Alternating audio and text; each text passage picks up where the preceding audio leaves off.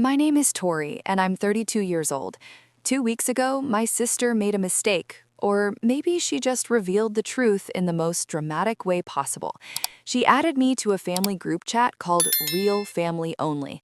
When I opened it, my phone displayed 847 unread messages, 7 years of conversations, every single one of them a knife to my chest. I sat down on the edge of my bed, the glow of the screen illuminating the corners of my room, the quiet night pressing against the window panes. They called me the charity case. They placed bets on when I'd fail. They celebrated when my marriage fell apart.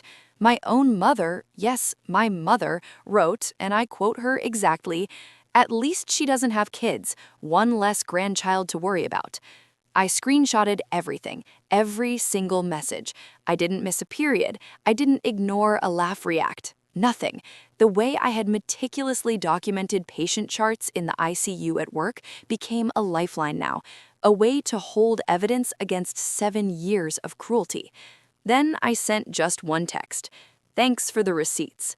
The next events at my grandmother's 70th birthday party, let's just say no one in my family will ever forget them.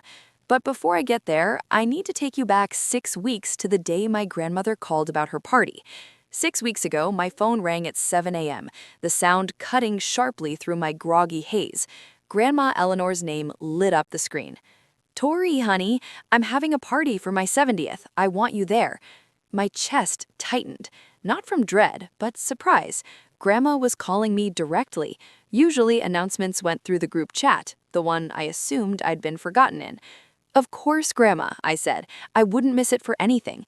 After we hung up, I sat on my bed for a long time, staring at the pale gray walls, thinking about the past 10 years. Every Saturday morning, driving her to cardiology appointments, every Sunday afternoon, cleaning her house while she napped, taking care of details no one else noticed. Every late night, sitting beside her when loneliness crept in, holding her hand while she whispered stories from her youth. Grandma had been my anchor, my reminder that someone truly saw me, truly valued me. Meanwhile, Megan, my younger half-sister, showed up for Christmas photos, posted them on Instagram with captions like "Family is everything" and heart emojis. 50,000 followers liked it. I never said anything. There was nothing to say. 3 days before the party, I called my mother. "What's the dress code?" I asked. "Oh, just casual, honey," she said. "Nothing fancy." I believed her. I had no reason not to. I stopped by her house later that day to drop off Grandma's medication, fresh from the pharmacy. My mother was in the kitchen, her phone buzzing on the counter. A text preview popped up from Megan. I didn't mean to look, but I did. The words made my stomach sink. "Remember cocktail dress? Photographers coming at 4. I placed Grandma's medication on the counter and left without saying goodbye. Maybe Mom had simply forgotten. Maybe she was confused. But the cold feeling settling in my chest told me it wasn't an accident. That night, I couldn't sleep. I lay in the dark of my small apartment, staring at the ceiling, thinking about everything. 32 years old, divorced, living alone, working 60 hours a week in the ICU because it was easier to care for strangers than to think about my own life. Grandma Eleanor was the only person who made me feel like I belonged. She never treated me like the leftover from my mother's mistake marriage. She never made me feel tolerated. She made me feel wanted. When I was 12, crying because other kids had dads at the father-daughter dance, Grandma showed up in a suit and bow tie and danced with me all night. I remembered thinking then, someone sees me, someone cares. Now she was 70, her heart weaker than ever, and I wondered how many more years I had with her. 3 years ago, at Grandpa's funeral, I sat in the back row alone. No one asked if I was okay. My mother was busy comforting Megan and Aunt Linda. Grandma slipped into the pew beside me and simply held my hand. "I keep track, honey," she said. At the time, I thought she meant groceries, medications, appointments. Now, I wondered if she meant everything. 4 days before the party, at 11 p.m., my phone buzzed. A notification.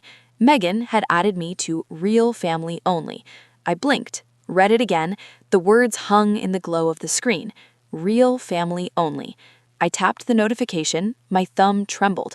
The chat opened. My eyes scanned automatically, the way they always do when you're joining a conversation late, and then I started scrolling. I scrolled up, and up, and up. The chat had been created 7 years ago. Members: Mom, Megan, Aunt Linda, 2 aunts from Ohio, 3 cousins. Everyone except Grandma, and everyone except me. For 7 years, they'd had a space to talk about real family things. I wasn't invited. My hands started shaking. In the corner, a small number glowed: 847 unread messages. The most recent message from 2 days ago was Aunt Linda complaining about her neighbor's dog. Normal stuff, nothing that would hint at what waited beneath. I scrolled to the very beginning. The first message, 7 years ago, from Aunt Linda. Finally, a place to talk without you-know-who seeing. Megan replied, "Charity case free zone." My mother wrote, "Girls, don't be mean, but yeah, this is nice." The room tilted. I sat in the dark, phone glowing, and something inside me cracked. They had a name for me, charity case. That was only message 1. 846 messages left. I couldn't stop reading. The messages blurred together at first. Inside jokes I didn't understand, plans for holidays I'd been told were small gatherings, photos from events I never attended. Then I found the nickname thread. Megan. New rule. We call her CC from now on. Aunt Linda. CC. Megan. Charity case. Cousin Amy. Dead. Mom. That's terrible, but also kind of accurate. LOL. My own mother. I scrolled through years of messages. When I lost my first nursing job at 26, budget cuts, not performance, they celebrated. Aunt Linda called it. Knew she couldn't hack it. Megan, how long till she asks Mom for money? Mom, she won't, too proud. When I started dating Marcus, Megan's voice carried the same cruel tone. OMG, Cece has a boyfriend, taking bets on how long this lasts. Aunt Linda, I give it 2 years max. Cousin Amy, optimistic, I say 18 months. When I got engaged, it escalated. Megan, Cece is engaged. Aunt Linda, to who? Does he know what he's getting into? Mom, I'll be honest, I'm surprised. Never thought she'd find someone.